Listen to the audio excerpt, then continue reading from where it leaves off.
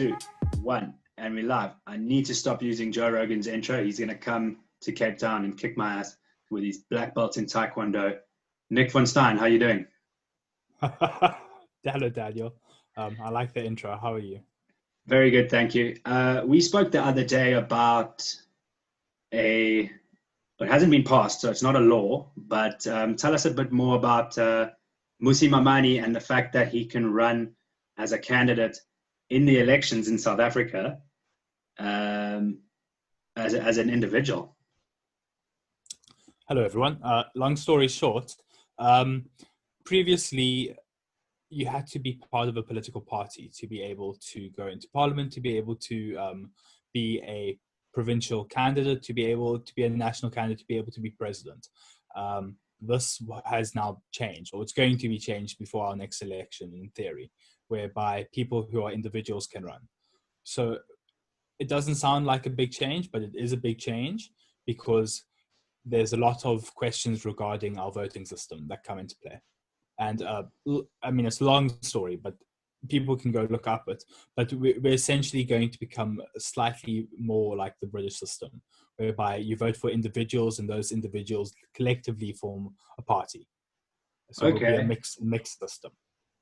Okay, and so just for a bit of background for everyone, so we do sort of current affairs and culture on Juice Ready, and Nick is our spiritual guide into the heart of South African politics. But so what are some of the main questions that it bring? And sorry, also tell me the system. So Britain's I want to say constitutional monarchy, but Britain's actually a parliamentary. Yeah, they're a constitutional monarchy, and within that, they also run a parliamentary system. It's the dominant system of government across the planet. Even our government is based on that system. Essentially, what happens is a majority in parliament exists. In our case, it's the ANC with whatever 60% of the vote, 60 whatever percent of the vote, and from that 60%, you get your government, and that's the parliamentary system. And then there are little subsections of it. This is contrary to the presidential system, which is in the US. In the US, everything is thoroughly cornered off. You vote for your president, you vote for your parliament, which in their case is Congress. And they're completely separate, and they each have different roles, and they have to find a way to coexist to get things to happen. Even though you obviously get different parties, like you'll get your Republicans and your Democrats, it's still different people with entirely different compositions. In South Africa, it's different. You vote for the party goes into parliament. That party, in this case the ANC, has 60% of the vote, therefore they form the government. If the ANC didn't have 60% of the vote, let's say in the last election they got 45% of the vote, they wouldn't have a majority. They would either then be a minority government, or they would go into coalition with, say, the EFF and get above the 50% threshold and form a government. Okay, but then that's essentially us. So what are the changes? Okay, so the big change is that previously, beforehand, people would vote for the party. That party would then go into parliament, and from the percentage of votes that it had, it would get X amount of seats, okay? This is going to change now. So individuals, you'll still get political parties, because as just in the US and the UK, people naturally will form parties because you pool political power. Sure. But at the same time, you'll get more independents running, like your Mmusi Maimanes and all those other people that want to be independents. You'll get a lot more people, let's say, in the Western Cape with Western Cape specific issues running nationally. Previously, they couldn't run nationally. Well, they did run nationally, but no one voted for them because there was no point. Right, but give me an example. Can you think of an example of someone that ran nationally? Or are the parties too small to even remember? No, well, you see, no one could run nationally as a person. You had to form a political provincially. Party. Okay. Yeah. No, you just had to. Even if you were a provincial party, to get a seat in parliament, you couldn't be just a person. You had to you had to form a party, and that's what's changing. So now and you could go run to go be in parliament, and what would happen is you would run up against candidates from actual political parties in your area. So you're in Gardens, right? In Cape Town. So it would be Cape Town would be sectioned off into, or how they would do it is they take the population of the country and they'd split it up into areas, and each area would get X amount of people. And obviously, because of geographical and cities and stuff, you'd get a lot of concentration in cities. Your rural areas would be a lot bigger, but have the same amount of votes per block. And But from that, and you would right, run in your block. but less as an independent. so rural areas, less representation by people. But they It's the same same, number per block, per a block, wider but geographic wider area. area. Okay, Yeah. So, for got you. instance, something like the Northern Cape would get 40 seats. But in a very large area, whilst you come to the Western Cape and you'd have 70, 80, 90, 100 seats, for instance. Okay. And then just going back to the American system, why in your opinion does like a Jesse Ventura never work out? So why does an independent candidate in a country like America never work out? I just want to touch on this because we did speak about America first, and then I'll come back to South Africa. The most important part is how you determine who wins the election. And there are two ways to do it. So what America and Britain does, and it's actually a problem, I'll add, it is a problem, is if 5 candidates are running in a race, let's say, but no one gets 50%, but the one that gets the highest amount wins. So let's say the vote gets split and the highest candidate of the 100% gets 37%, yeah, okay. 37, 38, 39%. One, they win. They get all the votes for that area because they have the highest amount. And is it not possible as coalition? Wait, no. I'll get into that. Sorry, I'm jumping the gun. Okay. Yeah, you're jumping. I'll get there now. So what happens is in America and Britain, whoever gets the most in an area, no matter what that percentage is, wins. You just get, you win. Most votes wins. Whether you got 21% or whether you got 45%, or whether you got 60%, you win.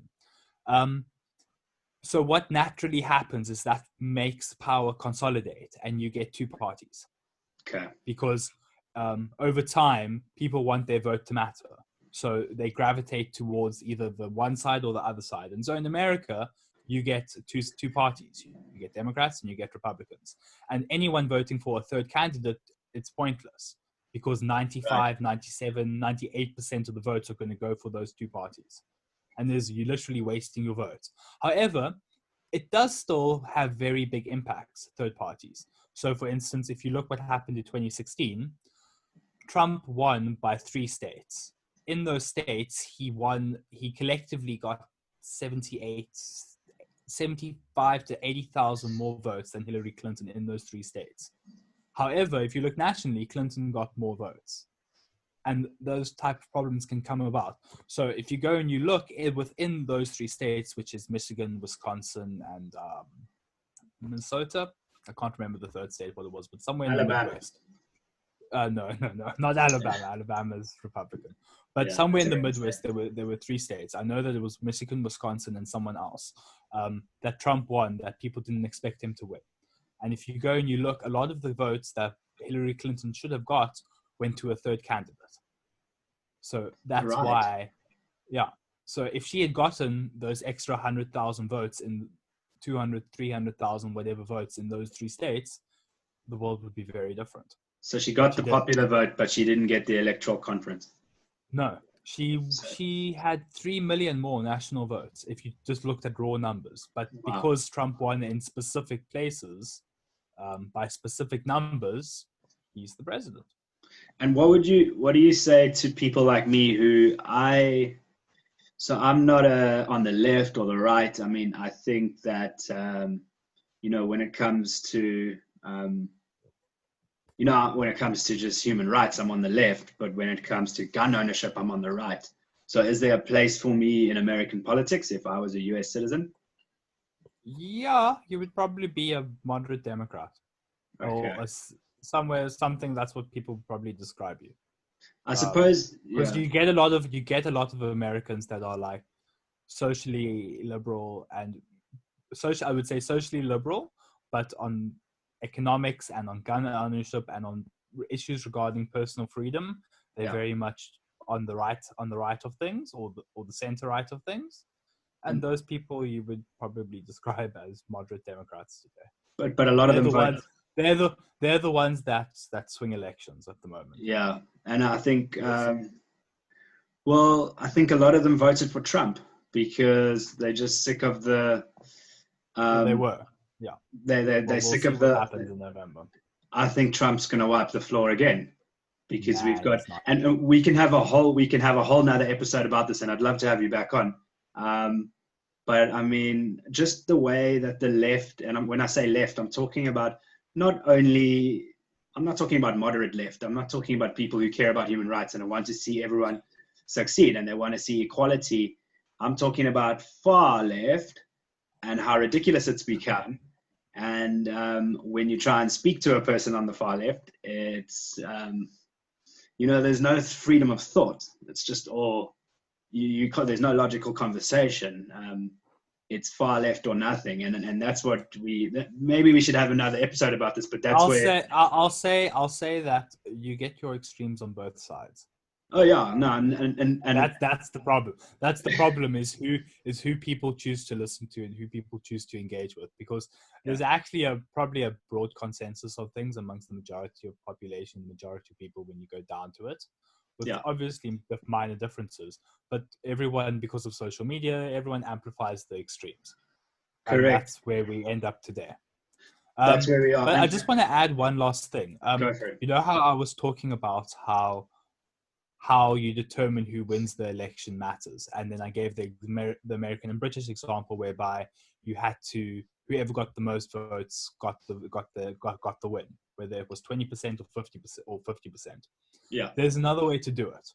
Okay. And it's what it's done is you get runoffs. So let's say in one area you have 6 candidates, and what you do is you cut people off.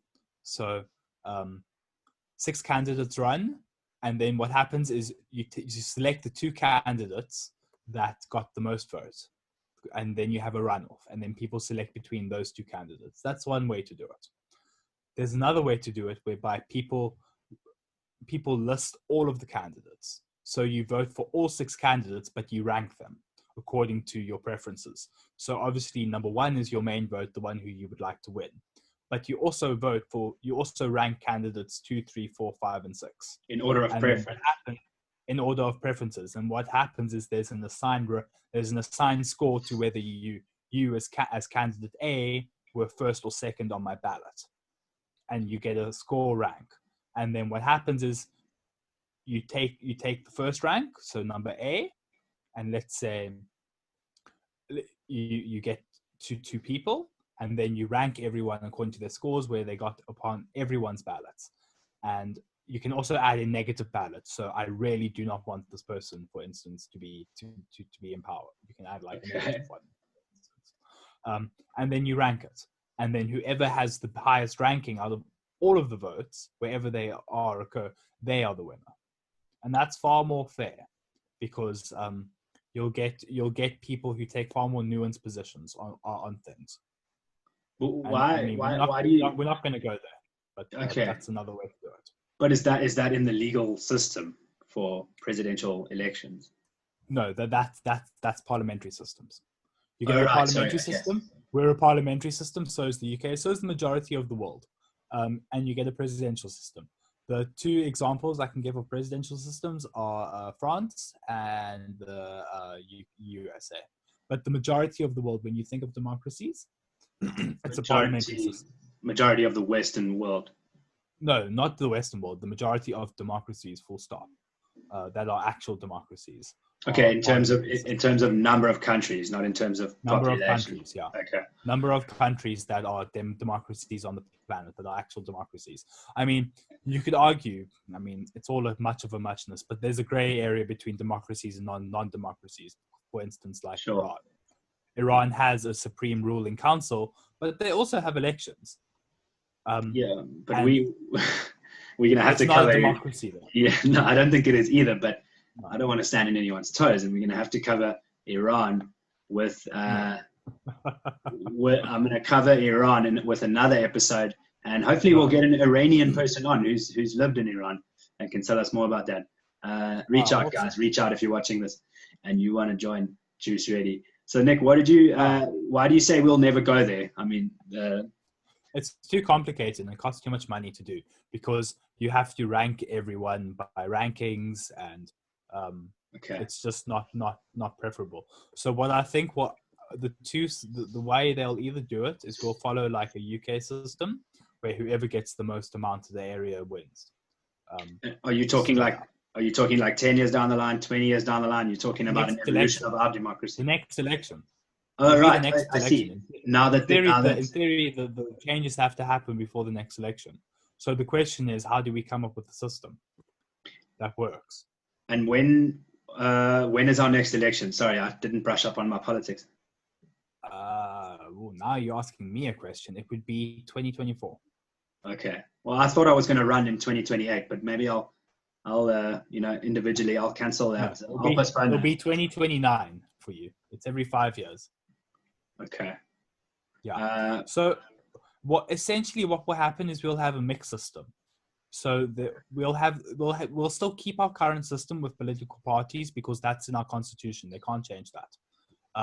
But what will change is that X amount of seats in parliament, instead of being given to the parties, they will be given to as I said, there'll be actual elections. Okay, cool. So yeah, very interesting times. And just beforehand, one thing to bring up is one of the reasons why this change is happening is because beforehand it places a lot of political power in the hands of parties because you had to be part of the party. Okay, so what happened is people voted for the party, and then imagine like a line of power. People had to vote for the party, and then the party in itself, whoever was leading the party, could determine who would get the seats in parliament. Correct. So you wouldn't, because a lot of people who I spoke to told me they didn't vote for Zuma. This was 8-9 years ago. They didn't vote for Zuma. They voted for ANC. Yes. And I said to them, well, but that means you voted for Zuma. One and the same. Correct. Yes, it's one and the same at the moment. Now it's not going to be that way. Okay. Or hopefully it's not that way. Because what happens is it's not going to be in all cases. So what happens is they're going to have to split up the composition of parliament. Some percentage of parliament will be done by party lists, as we've done beforehand. But some percentage of parliament will be individuals. And then between those two groups of individuals, you'll get a parliament. And within that parliament, you'll get power blocks. New power blocks. Because the people that the representatives that are going to be held account by local individuals, i.e. the ones that are voted in as individuals and not in parties, are going to be a lot more susceptible to the will of the people, so to speak, in regards to corruption and all of the issues that we have with governance in the country. I mean, you know how bad the Zuma years were in the country, how corrupt everything was. And everyone was wondering, well, why is this allowed to happen for so many years? It's allowed to happen for so many years because election leaderships within parties only happen every 5 years. And he who controls the party controls the list. And the list gets you into parliament. And that is political power. Okay, but now give me a practical example for a layman. I don't know much about politics, but give me a practical example. Use Cyril Ramaphosa in the next election. So we, as South Africans, he'll still be an ANC candidate. He'll still run as the ANC candidate, assuming he is in the ANC. Assuming the law is written in, assuming the bill is written into law, and assuming Cyril is still in the ANC, he'll run as a candidate, but we won't vote ANC. We'll vote for Cyril Ramaphosa as the South African people. We're not sure yet. That's the honest truth. We don't know actually yet how they're gonna accommodate these things and what system they're gonna come up with. But essentially, yes. So there will be a new system that you vote for. And just like in America, where, like, to give you the American example, when you vote for Trump, you know you're voting Republican. Right. Okay, I mean, there's like no two ways about it. They have national conventions, everything, but you still vote for the individual. They were back in 2000, and when Obama was running in 2008 and 2012, he wasn't just the Democratic candidate. He was the candidate for other parties technically as well. And that's the thing. And so, Yeah, But I know. People didn't realize that, I but don't he know was a that, about candidate that. for other parties as well. It was just Democrats were obviously the party, but he was a candidate for other parties as well. But how does that work? So if I voted for Barack You vote for Obama, the individual. You would vote for uh, the individual, and it doesn't matter what party that individual was in. Those party that because remember, at the end of the day, those parties are just in name only. There's but no actual party but how can in America. okay? But how what if it, so? Correct me if I'm wrong, but I vote for Barack Obama, knowing that he's Yes, running for more than one party. as the Democrat or other X party. Okay, I suppose this is. I'm just probably never going to understand this, but how can he? Okay, so let's say Yeah. what don't you understand? Why? How can I vote? I'm voting for Barack Obama, and I Yes. want him to win. So when he eventually wins, because he gets the most states, which party does he choose? Because he had more than one party.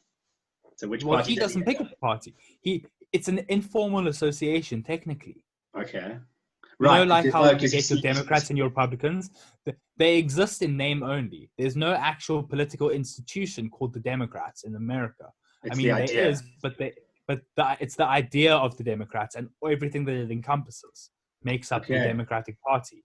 The same for the Republicans. But at Okay. the end of the day, they're just parties on names. If I was, let's say, a Democratic president, and for whatever reason, everything flipped on its head, I could rerun for re-election after for my second term as a Republican, and Okay. it would make no difference other than what allies I had in Congress. I understand more now. Yeah. Okay. And It's just yeah, no, it's no. who Okay. people choose to align with, and the reason Right. people choose to align either Democrat or Republican is as for the reason I brought up with how you determine who wins an area. Okay. So So they naturally condense into two parties so while flipping. yeah. So I suppose we'll keep up with seeing when this bill gets passed, and we'll chat about it again. Uh, Tell me, I'm going to ask you a few more questions before we go, but how long till the EFF gets into power? It would need a major breakup in the ANC to happen. Okay. Because essentially what's going to happen in South Africa is, I mean, well, it depends on the changes that they make. But let's take the UK this time as an example. What happens is you get your Conservatives and you get the Labour, right? Yeah. And then there are other third parties and people do vote for them, but they never collectively really get more than 10 to 15% of the vote. And so that's essentially what will happen in South Africa is you'll have power blocks. Okay. Now, the differences is that because some people within those power blocks are going to be brought into power by actual people themselves, by the actual population of areas, whichever areas they decide are going to get representatives. Got you. It makes them a lot more susceptible to being in this coalition on this vote, but in the other coalition on the other vote. And sometimes they'll side with one side, sometimes they'll side with the other side, according to what it's about. And so it makes for a lot more active and engaged population and a lot more engaged parliament. Because, I mean, let's be honest, at the moment, everything's rubber stamped. That's just the way it is. Because parliament is made up from within, because the executive and the people that run the country are made up from within parliament, essentially parliament acts as a rubber stamp at the moment. Got you. Yeah. Okay. So the idea is to try and make the parliament more active in the democracy, and via the parliament, more people. Because as you said, a lot of people were saying about Zuma, I voted for the ANC, not for Zuma, which is understandable. Yeah, it is a misunderstanding that was, it kind of blew my mind because I knew who was the leader of the ANC and I knew who would run the essentially ANC. They were voting for at the end of the day. Yeah. At Yeah. the end of the day, the power would filter to him. Correct. Now, And the idea is to challenge that, hopefully. Okay. And look, the ANC does get an emotional vote. I think people, it's a legacy thing. People historically have voted for the ANC. Why change? They are the liberators. If they weren't so corrupt, and I'll say it honestly, if they weren't so corrupt, I would vote for them. I generally agree with a lot of their policies and a lot of the idea behind what they're trying to do. It's just that the country is so corrupt. I can't legitimize the corruption with my vote. I don't. I actually, it blows my mind. I mean, I was saying the other day how the country should be run like a business, and you are paid like a CEO. So if you can justify performance, you can justify high paychecks, because for every R1 of tax that we pay, I think 60% of it goes to salaries. Let that sink in, and that's going to go up to 61% this year. I think 20% goes to interest on debt that this country's accrued. And then I think something like 19 cents goes to service delivery, hospitals, schools, roads, traffic lights. So if you let that sink in, you realize how much money is being stolen that people just don't know about. But I suppose my question is how do we, is this possible? Am I naive? How do we get transparency in government? And how do we get accountability? I want to see where my R1 went. How do I get that how do I get my receipt? Unfortunately, you won't see that. I mean, that's pie in the sky. I'm naive. I'm sorry to tell you, but you're talking like, can you imagine going to SARS saying, okay, I paid, I don't know, 80,000 Rand in tax in the last financial year. Please, amongst your 1.8 trillion, find this 80,000 Rand. They're going to laugh at you. Yeah, but then okay, fine. I don't want my 80,000 Rand in tax. I want to see the 1.8 trillion and just give me bullet points. Where did it go? They do that every year, by the way. Okay, Tito and Mboweni did that the other day, but they do it every year. I mean, that's essentially what the finance budget is. I mean, we as until this current recession, we collectively as a country were sitting on about just over 4 trillion Rand as our GDP, of which maybe 1.8 or so every single year accounted for tax revenue from SARS. And then the budget of the country itself was sitting at around, I don't know, 2 trillion or so a year. I mean, that's where we were before the current mess happened. Yeah. That 2 trillion is what we're really talking about here. I mean, every single year it goes up and it goes up, but in theory that goes up with your economic growth. We're not there at the moment. We're not going to be there for the next few years. No, we're declining economically. Okay, yeah. But they can be more accountable. I mean, but also you have to remember a lot of those salaries that are getting paid out to public servants, they keep the economy running at the same time. Those people that get paid that salary are spending it. Sure. I know that a lot of the high cases of corruption where millions and billions are stolen, but that's not the case for the vast majority of people in the bureaucracy. Another problem that we have in South Africa is we have a culture of corruption, and the government can't fix that by themselves. And it's something we all as individuals have to combat ourselves with our own morals, as well as collectively. Yes, government can try and be as uncorrupt as possible, but if your population is corrupt, there's no point. Yeah, because business is corrupt, and so it leaks into government. Exactly.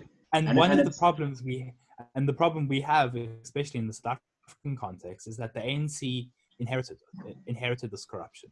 Remember, correct. came into power in 1994, the government was already corrupt, incredibly corrupt. 100%. And that corruption fed into the business world. The business world was corrupt, and so you get this unholy union, so to speak, between corrupt elements of business, corrupt elements of society in the form of criminality, and corrupt elements in government. And that's what you're fighting. Yes, sorry, I was going to say, and everyone's got dirt on everyone else, so you can't exactly say. Yeah, you can't say has dirt on everyone else, and if you. And if you're the person that's paid that one bribe to that traffic official, at the end of the day, I mean, you can try and justify it, but it creates that culture, culture of acceptance. And it filters right up through to the head of state, where we saw the current issues where we're having with ESCOM. That is the end result of that culture. And it's something we all have to fight. So When you talk about your money being wasted, that's the answer. We as a nation are corrupt. Everyone wants to just go and blame the ANC. No. If the DA had to come into power tomorrow morning, it would be just as bad. It wouldn't change because there's a culture of corruption. that was going to be my next question. So DA comes into power. DA historically has very clean audits. There's still corruption, but there's not the volume of corruption in rands that goes on with the ANC.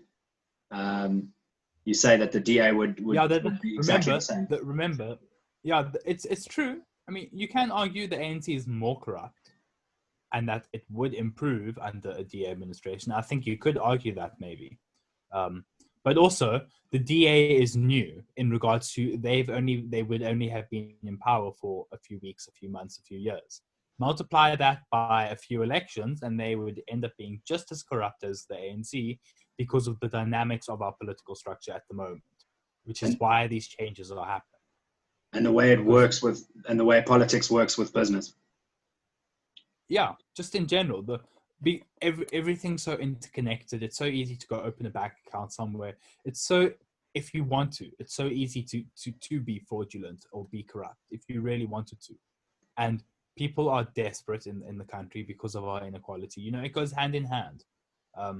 Our inequality feeds our corruption. Our corruption feeds our inequality. You have to find ways to break the cycle in order to improve the situation. I mean, corruption happens everywhere in this world. Even the best run countries on this planet have corruption. I mean, you think of your Scandinavian and your Norway countries, there's always a scandal that happens where someone's being corrupt. It's a natural element of human society. Yeah. It's about how you minimize the consequences of it. Okay. And I suppose, I suppose my last question for you, Nick, is when you read, do you follow the DA on Facebook? No. Oh, God, no. Okay. Why? You need to follow the DA on Facebook. And when you read the DA's Facebook updates, you need to read them in John Steenhuisen's voice. Because I can't take the DA seriously at the moment. They completely. I'll tell you my personal experience with the DA is Tell me. I mean, I don't know when your first election was, but my first election was 2009 when I got to vote for the first time. Because in 2005 I was 17. So I voted for the DA then. Yeah, you probably voted in 05. I voted in 09 the first time. And then I voted for them in both municipal and provincial and national elections for those few years. And then Patricia de Lille came into power in Cape Town. And regardless of what you have to say about her, the one thing she's not is corrupt. The entire mess with Zuma that's finally coming to trial after 2 decades, she was the one that broke it all in 1998, 1999, whenever that was. It was her. If anyone is not corrupt, if it came out that she was corrupt, I would lose all faith in humanity type situation. And I say that not even as someone that voted for her many times, but just as an individual type thing. So when all this nonsense came out with the DA before our last election, and all of the fake claims and them trying to push her out and it all being power play, blah, blah, blah, blah, blah, I lost a lot of faith in the party. And that faith has not returned, and it hasn't been backed up. If you look at a lot of the movings about within the party, and it just seems like there are 2 or 3 different power blocks that are competing for different power in the party, and it's messy. Yeah, so I didn't vote for them in the last election. Okay, and when Musi Mamani left, I kind of also I'm like, why should I vote anymore? I still think they're slightly better than the other options, purely because of the clean audits. I like clean audits. That's all I can say. I like to know, okay, cool. You're not, look, everyone's a little bit corrupt. Like you say, it's a problem with our society. But, and I don't like the way DA treats poor people, kicking people out of their tents in the worst weather possible. Like, just wait until a sunny day at least until you do something like that. But they wait until there's a storm and then they do it. So DA's contempt for the poor is actually sickening, but I just do like their clean audits. I like the fact that they have, okay, here's your money, here's where your tax went, there's your 1% corruption. That's a society problem. We'll deal with that eventually. But here's where most of your tax went. I like that. I'm a business person, so I suppose that's why that they appeal to me in that way. Yeah.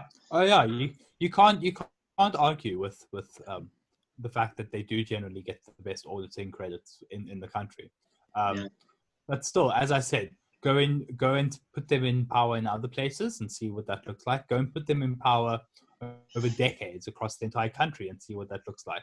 Because remember, the culture of every single area does change and differ within the country. I mean, Yeah. Joburg is not Cape Town, it's not Durban. Yeah. So Nick, my last question for you, and thank you for coming on today. I really appreciate it, and you've educated me quite a bit. My last question for you: how does Musi Mamani do? Where is he in 5 years' time? The problem with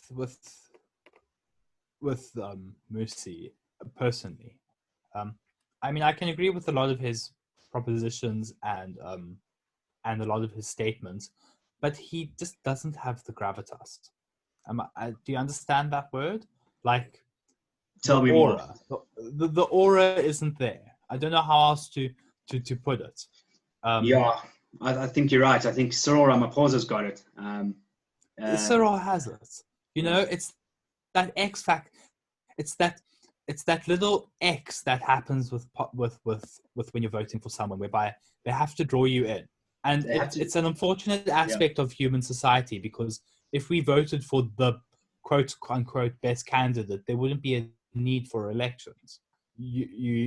Everyone would collectively pick, okay, well, clearly that this guy is the best administrator. He's the one that you want in power.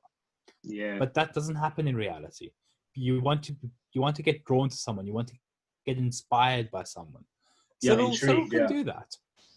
Cyril can do that, and I just don't get that from Musi, and I don't know how to tell someone how to get it. You know, you either have it or you don't. You either can sing or you can't. 100%. I don't know how else just to phrase it. I mean, that's harsh. I mean, I know that's so harsh to say. It's okay, you're being honest. Just to say in general, but he doesn't strike me as presidential. Yeah. And I know that brings in cosmetics and how someone sounds and how someone looks and the way they carry themselves, but it just is what it is. You know, you play by the rules of the game. Yeah. Nick, thank you so much for coming on today. I'd love to have you back soon. Dan, it was wonderful to chat. It was wonderful to see you. Yeah, keep well. Oh, you too. Cheers, Nick.